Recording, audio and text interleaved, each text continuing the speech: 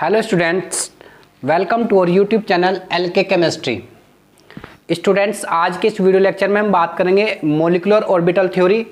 और molecular orbital theory के आधार पर हम मॉलिक्यूल्स का इलेक्ट्रॉनिक कॉन्फ़िगरेशन लिखेंगे जिनके अंदर number of electrons more than 14 होंगे। कितने होंगे? मोर देन 14। और लेस देन 14 वाले हम लास्ट वीडियो में ऑलरेडी डिस्कस कर चुके। इलेक्ट्रॉनिक विन्यास लिखना सीखेंगे और साथ ही हम बात करना सीखेंगे एनर्जी प्रोफाइल डायग्राम कैसे बनाते हैं उनका, और साथ ही कंपटीशन की प्रॉब्लम्स डिस्कस करेंगे जो हमारे नीट के एग्जाम्स में आई या कुछ आईआईटी की प्रॉब्लम, उन प्रॉब्लम को डिस्कस करेंगे। ओके। और जो स्टूडेंट चैनल को पहली बार देख रहे हैं उन स्टूडेंट्स के लिए सुझाव दिया जाता है कि चैनल को सब्सक्राइब कर लेना। सब्सक्राइब करने के लिए आप जो आपके फ़ोन में रेड रंग का बटन आ रहा होगा उसको प्रेस करेंगे तो आपका चैनल सब्सक्राइब होगा, और नोटिफिकेशन को ऑल पे एक्टिवेट कर लेना ताकि सभी नोटिफिकेशन आपके पास आसानी से पहुंच सके। ओके, चलिए बात करते हैं इलेक्ट्रॉनिक कॉन्फ़िगरेशन मोर देन 14, मोर देन 14 इलेक्ट्रॉन। देखो, ये हमने ट्रेंड जो लिखा है ये हम लास्ट वीडियो में बात कर रहे थे। ये ट्रेंड है equal to 14 electron, less than 14, और ये मोर देन 14। 14 में क्या होगा? Sigma 1s2, sigma star 1s2, sigma 2s2, sigma star 2s2। Clear है? Sigma 2pz2 pi 2px2 is equal to pi 2py2। Then इसी का antibonding pi star 2px2 is equal to pi star 2py2, then sigma star 2pz2। ये trend रहेगा हमारा more than 14 electrons के case में। Clear बात? अब इस पर आधारित हम कोई एग्जाम्पल लेकर चलेंगे जिस एग्जाम्पल के बिहाफ पर हम इनको आसानी से सोल्व कर पाएंगे। ओके। अच्छा, इसका जो सबसे सूटेबल एग्जाम्पल हमारे लिए बनेगा वो बनता है ऑक्सीजन का। अब ऑक्सीजन का हम इसके आधार पर बात करते हैं और फिर हम कुछ बात करेंगे, प्रॉब्लम्स डिस्कस करेंगे। ओके, ऑक्सीजन का ले लेते हैं हम। O2 मॉलिक्यूल, कितने इलेक्ट्रॉन हो गए? 16 इलेक्ट्रॉन हो गए। ओके, 16 का लिखते हैं हम। Sigma 1s2, sigma star 1s2। Clear? Sigma 2s2, sigma star 2s2। Okay, इसके बाद कहाँ जाएंगे? सिग्मा 2pz2, यहाँ तक 8 2 10। फिर इसके बाद इसमें आएंगे पाई 2px2 is equal to pi 2py2। अब चेक करते कितने हो गए?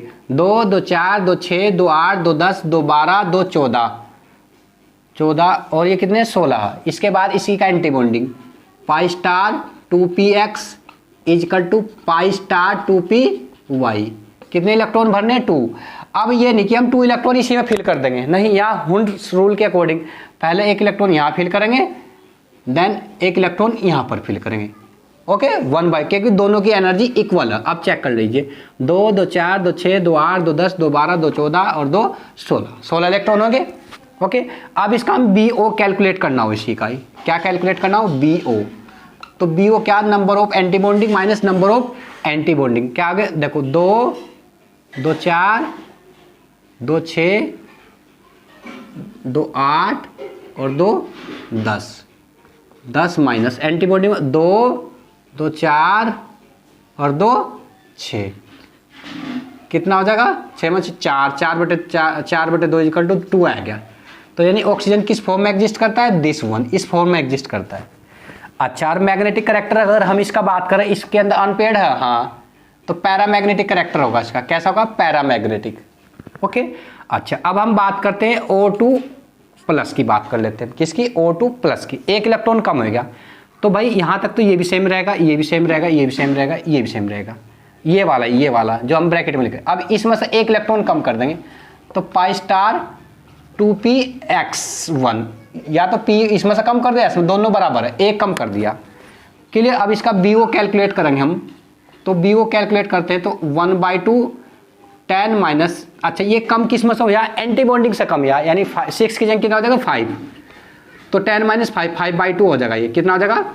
5/2 इसका बॉन्ड ऑर्डर आ गया। ओके।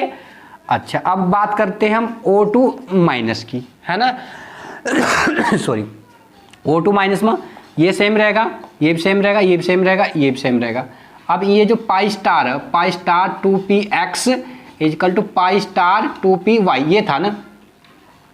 ये हमने पहले कितने इलेक्ट्रॉन भर रखे थे, 2 इलेक्ट्रॉन भर, 1 इलेक्ट्रॉन और फिल करना, तो यहाँ पर 2 हो जाएगा, यहाँ पर 1 हो जाएगा, इस तरह से हो जाएगा।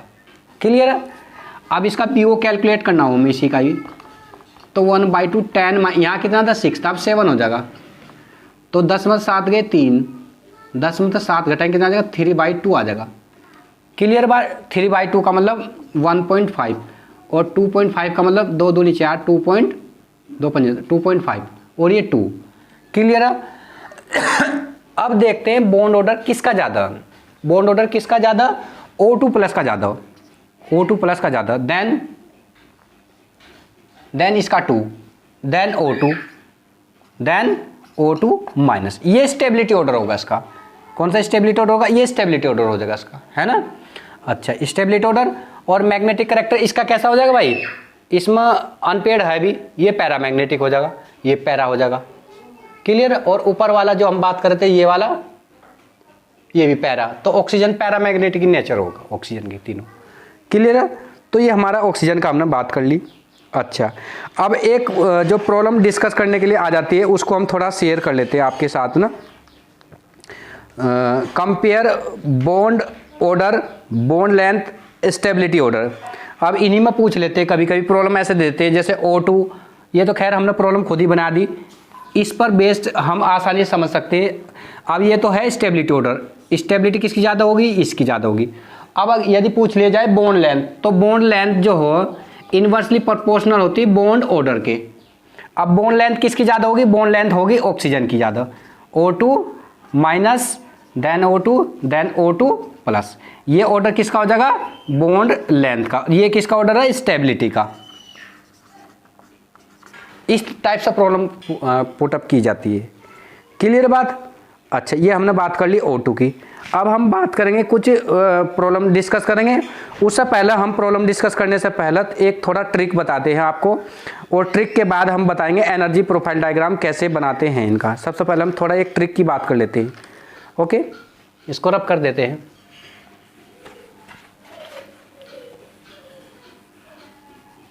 एक ट्रिक है, यदि नंबर ऑफ इलेक्ट्रॉन्स और बॉन्ड ऑर्डर, यदि नंबर ऑफ इलेक्ट्रॉन्स हमारे पास 10 है, कितने हैं 10 है, टोटल नंबर ऑफ इलेक्ट्रॉन लिखते हैं, टोटल नंबर ऑफ इलेक्ट्रॉन यदि 10 है तो उसका बॉन्ड ऑर्डर कितना होगा, 1 होगा। यदि नंबर ऑफ इलेक्ट्रॉन कितने हैं 11 है तो उसका बॉन्ड ऑर्डर कितना होगा, इसमें 0.5 ऐड कर दो 1.5। यदि 12 है इसमें 0.5 और ऐड कर दो 2। यदि 13 है इसमें 0.5 और ऐड कर दो 2.5। यदि 14 है इसमें 0.5 और ऐड कर दो, कितना हो जाएगा 3 हो जाएगा। 14 तक इंक्रीज हो रहा है और फिर डिक्रीज होगा। यदि 15 हो तो इसमें से 0.5 लेस कर देंगे 2.5। यदि 16 हो 0.5 और लेस कर देंगे, कितना आ जाएगा 2। यदि 17 हो 0.5 और लेस कर देंगे 1.5। यदि 18 हो तो इसमें कितना हो जाएगा 1 हो जाएगा। तो इस तरह से हम ये लर्न कर सकते हैं। ये एक ट्रिक है। ये बॉन्ड लेंथ के लिए एप्लीकेबल नहीं हो सकता, लेकिन बॉन्ड ऑर्डर हम आसानी से इसके आधार पर देख सकते हैं किसका बॉन्ड ऑर्डर कम है, किसका बॉन्ड ऑर्डर ज़्यादा। ओके, अब देखो इस पर बेस से हम एक प्रॉब्लम डिस्कस करते हैं जिसके बिहार पर आप आसानी से समझ सकते हैं। क्लियर है। अब क्वेश्चन है which has same bond order as N2। देखो विच क्वेश्चन है हमारा, which has same bond order, which has same bond order as N2। अब देखो N2 के अंदर कितने इलेक्ट्रॉन है, N2 7 14 हो गए। अच्छा 14 में कितना होता है 3, समझ गए ना, यानी 3 होगा। अब इनमें चेक करते हैं हम किसके, ये कुछ एग्जांपल दे दिए, CN दे दिया एक तो CN, और दूसरा दे दिया हमको CO, और भाई एक दे दिया हमको O2, और एक दे दिया हमको NO+। अब केवल हम इलेक्ट्रॉन चेक करेंगे यहाँ पर कि कार्बन में कितने हो जाएंगे भाई हमारे पास 6 प्लस नाइट्रोजन के 7, यहाँ पर कार्बन 6 प्लस ऑक्सीजन के 8, यहाँ पर ऑक्सीजन के 8 प्लस 8, यहाँ पर ये प्लस है नाइट्रोजन के 7 प्लस ऑक्सीजन के 8 -1, इस तरह से करेंगे। अच्छा 6 दूनी 12 1 13, यहाँ 6 दूनी 12, 2 14, यहाँ कितने 8 दूनी 16, यहाँ पर कितने होंगे 7 दूनी 14 और एक 15, ये 14 हो जाएगा।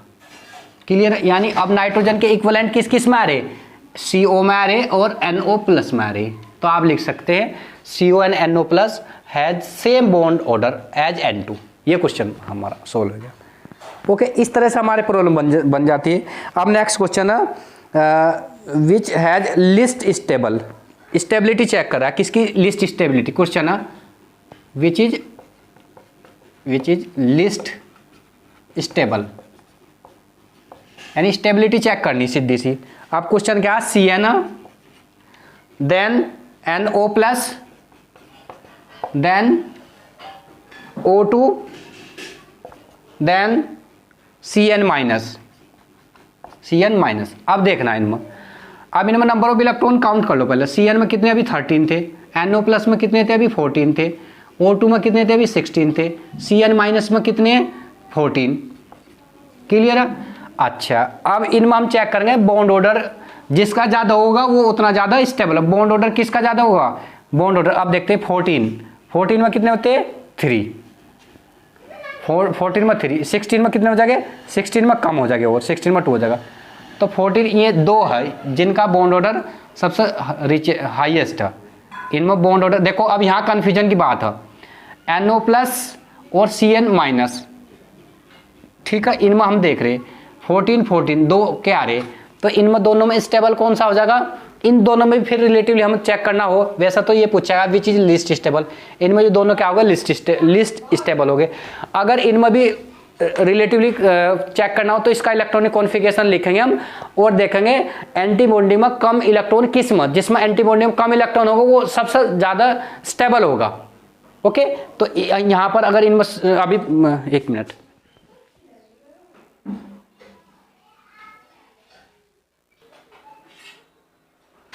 ओके तो हम इसमें बात करते विच इज स्टेबल। लाइट चली गई थी इसलिए वीडियो पॉज करनी पड़ी। तो स्टेबिलिटी हम कैसे चेक करें कि इसमें हम देख रहे हैं बॉन्ड ऑर्डर, तो बॉन्ड ऑर्डर के यहाँ पर इन दोनों की स्टेबिलिटी क्या होगी, लिस्ट होगी। ओके, अब कुछ प्रॉब्लम और दे रखी जो आपकी नीट के क्वेश्चन पेपर में आ रखी, उसी की प्रॉब्लम हम थोड़ा डिस्कस और कर लेते हैं। इन प्रॉब्लम्स के आप प्रॉपर नोट्स बनाते हैं तैयार करोगे तो एग्जाम्स के समय अटेम्प्ट आप आसानी से कर पाएंगे। ओके, क्वेश्चन दे रखा है arrange in order of bond length, arrange in order in bond length oxygen. इस ऑक्सीजन की बॉन्ड लेंथ के अकॉर्डिंग इनको अरेंज करना है। क्वेश्चन दिया KO2 Na2O2 देन O2, इस टाइप की प्रॉब्लम दी। ओके, अब इनको थोड़ा सा हमें एडजस्ट करना। तो ये किस फॉर्म होगा, K प्लस O2 माइनस ये Na प्लस O2 माइनस, इस फॉर्म में रहेगा ना ये हमारे पास। क्लियर है। O2 2 माइनस हो जाएगा ना, 2 प्लस है ना, और ये तो O2 के फॉर्म में ही रहेगा। ओके, अच्छा तो यहाँ पर ये क्या है O2 माइनस, ये O2 2 माइनस और ये O2।